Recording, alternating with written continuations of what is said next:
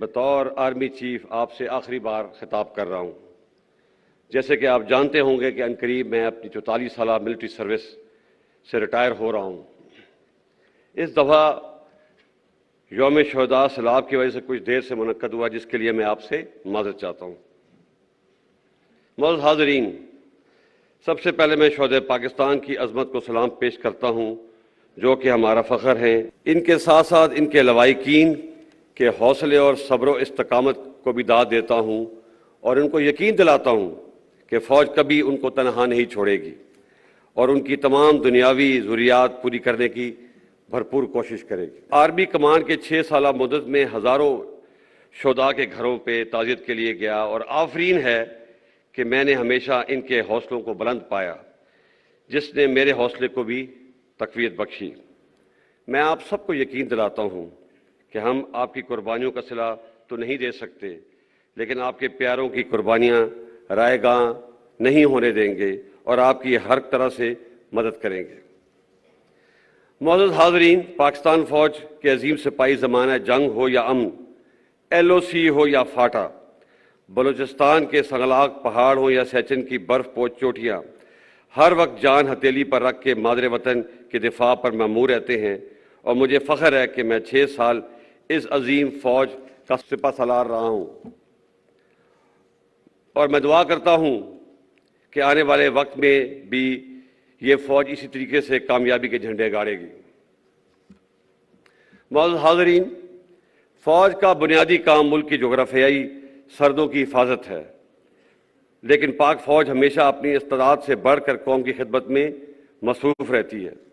رکوڈک کا معاملہ ہو یا کارکے کا جرمانہ، فاٹف کے نقصان ہوں یا ملک کو وائٹ لسٹ سے ملانا یا فاٹا کا انضمام کرنا، بارڈر پر باڑ لگانا، قطر سے سستی گیس مہیا کرانا یا دوست ملکوں سے قرض کا اجرا، کووڈ کا مقابلہ ہو یا ٹڈی دل کا خاتمہ، سیلاب کے دوران امدادی کارروائی ہو، فوج نے ہمیشہ اپنے مینڈیٹ سے بڑھ کر قوم کی خدمت کی ہے اور انشاءاللہ کرتی رہے گی۔ اور میں آپ کو یقین دلاتا ہوں کہ ان کاموں کے باوجود فوج اپنے بنیادی کام اور دہشت گردی کا مقابلہ کرنے سے کبھی غافل نہیں ہوگی۔ آپ جانتے ہیں کہ آج ہمارے شہروں اور دیہاتوں میں جو امن ہے، اس کے پیچھے ہمارے ہزاروں شہداء کی قربانیاں ہیں، جن کو کبھی نہیں بلایا جا سکتا، کیونکہ جو قومیں اپنے شہداء کو بھول جاتی ہیں وہ قومیں مٹ جایا کرتی ہیں۔ معزز حاضرین، میں آج آپ کے سامنے ایک ایسے موضوع پر بھی بات کرنا چاہتا ہوں جس پہ عموماً لوگ بات کرنے سے گریز کرتے ہیں، اور یہ بات 1971 میں ہماری فوج کی سابقہ مشرقی پاکستان میں کارکردگی سے متعلق ہے۔ میں یہاں پر کچھ حقائق درست کرنا چاہتا ہوں۔ سب سے پہلے، سابقہ مشرقی پاکستان ایک فوجی نہیں، ایک سیاسی ناکامی تھی۔ لڑنے والے فوجوں کی تعداد 92,000 نہیں، صرف 34,000 تھی۔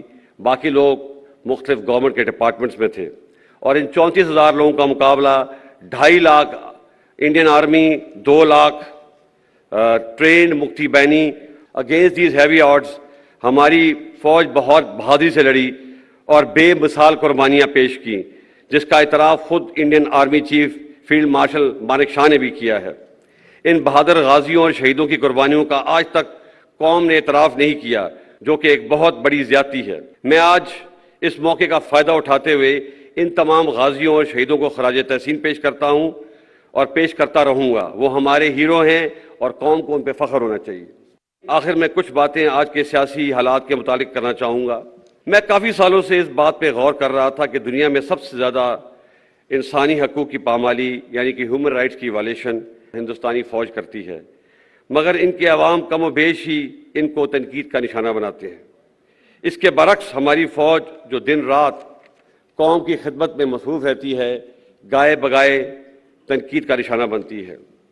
میرے نزدیک اس کی بڑی وجہ 70 سال سے فوج کی مختلف صورتوں میں سیاست میں مداخلت ہے، جو کہ غیر آئینی ہے۔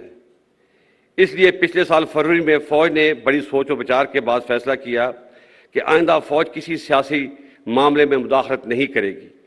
میں آپ کو یقین دلاتا ہوں کہ ہم اس پر سختی سے کاربند ہیں اور آئندہ بھی رہیں گے۔ تاہم اس آئینی عمل کا خیر مقدم کرنے کے بجائے کئی حلقوں نے فوج کو شدید تنقید کا نشانہ بنا کر بہت غیر مناسب اور غیر شائستہ زبان کا استعمال کیا۔ فوج پہ تنقید عوام اور سیاسی پارٹیوں کا حق ہے، لیکن الفاظ کے چناؤ اور استعمال میں احتیاط برتنی چاہیے۔ ایک جعلی اور جھوٹا بیانیہ بنا کر ملک میں ہیجان کی کیفیت پیدا کی گئی اور ابھی اسی جھوٹے بیانیے سے راہ فرار اختیار کی جا رہی ہے۔ سینئر ملٹری لیڈرشپ کو غیر مناسب القابات سے پکارا گیا۔ میں آپ کو واضح کر دینا چاہتا ہوں کہ فوج کی قیادت کچھ بھی کر سکتی ہے، لیکن کبھی بھی ملک کے مفاد کے خلاف نہیں جا سکتی۔ کیا آپ یہ سمجھتے ہیں کہ ملک میں ایک بیرونی سازش ہو اور آرمڈ فورسز ہاتھ پہ ہاتھ دھری بیٹھی رہیں گی؟ یہ ناممکن ہے، بلکہ یہ ایک گناہ کبیرہ ہے۔ اور جو لوگ یہ سمجھتے ہیں کہ وہ فوج اور عوام میں درار ڈال دیں گے، وہ بھی ہمیشہ ناکام ہوں گے۔ فوج کی قیادت کے پاس اس نامناسب یلغار کا جواب دینے کے لیے بہت سے مواقع اور وسائل موجود تھے، لیکن فوج نے ملک کے وسیع تر مفاد میں حوصلے کا مظاہرہ کیا اور کوئی بھی منفی بیان دینے سے اجتناب کیا۔ لیکن یہ بات سب کو ذہن نشین کر لینی چاہیے کہ اس صبر کی بھی ایک حد ہے۔ میں اپنے اور فوج کے خلاف اس نامناسب اور جارحانہ رویے کو درگزر کر کے آگے بڑھنا چاہتا ہوں، کیونکہ پاکستان ہم سب سے افضل ہے۔ افراد اور پارٹیاں تو آتی جاتی رہتی ہیں، لیکن پاکستان انشاءاللہ ہمیشہ قائم رہنا ہے۔ فوج نے تو اپنا کتھارسس شروع کر دیا ہے۔ مجھے امید ہے کہ ہماری سیاسی پارٹیاں بھی اپنے رویے پر نظر ثانی کریں گی، اور یہ بھی حقیقت ہے کہ پاکستان میں ہر ادارے، سیاسی پارٹیوں اور سول سوسائٹی سے بھی غلطیاں ہوئی ہیں۔ ہمیں ان غلطیوں سے سبق سیکھنا چاہیے اور آگے بڑھنا چاہیے۔ معزز حاضرین، میں وثوق سے کہہ سکتا ہوں کہ پاکستان آج سنگین معاشی مشکلات کا شکار ہے، اور کوئی بھی ایک پارٹی پاکستان کو اس معاشی بحران سے نکال نہیں سکتی، جس کے لیے سیاسی استحکام لازم ہے۔ اب وقت آ گیا ہے کہ تمام سٹیک ہولڈر اپنی ذاتی انا کو ایک طرف رکھتے ہوئے ماضی کی غلطیوں سے سیکھیں اور آگے بڑھیں اور پاکستان کو اس بحران سے نکالیں۔ اس کے ساتھ ساتھ ہمیں جمہوریت کی روح کو سمجھتے ہوئے اور عدم برداشت کی فضا کو ختم کرتے ہوئے پاکستان میں ایک سچا جمہوری کلچر اپنانا ہے۔ 2018 کے الیکشنوں میں بعض پارٹیوں نے آر ٹی ایس کے بیٹھنے کو بہانہ بنا کر جیتی ہوئی پارٹی کو سلیکٹڈ کا لقب دیا، اور 2022 میں اعتماد کا ووٹ کھونے کے بعد ایک پارٹی نے دوسری پارٹی کو امپورٹڈ کا لقب دیا۔ ہمیں اس رویے کو رد کرنا ہوگا۔ ہار جیت سیاست کا حصہ ہے، اور ہر پارٹی کو اپنی فتح و شکست کو قبول کرنے کا حوصلہ پیدا کرنا ہوگا، تاکہ اگلے الیکشن میں ایک امپورٹڈ یا سلیکٹڈ گورنمنٹ کے بجائے الیکٹڈ گورنمنٹ آئے۔ جمہوریت حوصلہ برداشت اور عوام کی رائے عامہ کے احترام کا نام ہے۔ اگر پاکستان نے آگے بڑھنا ہے تو ہمیں عدم برداشت اور میں نہ مانوں کے رویے کو ترک کرنا ہوگا۔ معزز حاضرین، ہمارے لیے پاکستان نعمت خداوندی ہے۔ ہمارا وجود اس کی سلامتی اور بقا سے وابستہ ہے۔ اس کی آزادی اور استحکام کے لیے شہداء نے بے پناہ قربانیاں دی ہیں، اور ہمیں ان پہ فخر ہے۔ میں شہداء کے لواحقین کا شکریہ ادا کرتا ہوں جنہوں نے اس تقریب میں آ کر اس تقریب کو رونق بخشی۔ آپ سب پوری قوم کا سرمایہ افتخار ہیں۔ یہ تجدید عہد کا دن ہے۔ آئیے مل کر یہ عہد کریں کہ ہم اپنے شہداء اور غازیوں کی تابندہ تاریخ کو ہمیشہ زندہ رکھیں گے، اور مل کر پاکستان کی اور بہتری اور ترقی میں اپنا کردار ادا کریں گے۔ مادر وطن کی حفاظت اور سالمیت ہمارا اولین فرض ہے اور رہے گا، جس کو نبھانے کے لیے ہم کسی بھی قربانی سے دریغ نہیں کریں گے۔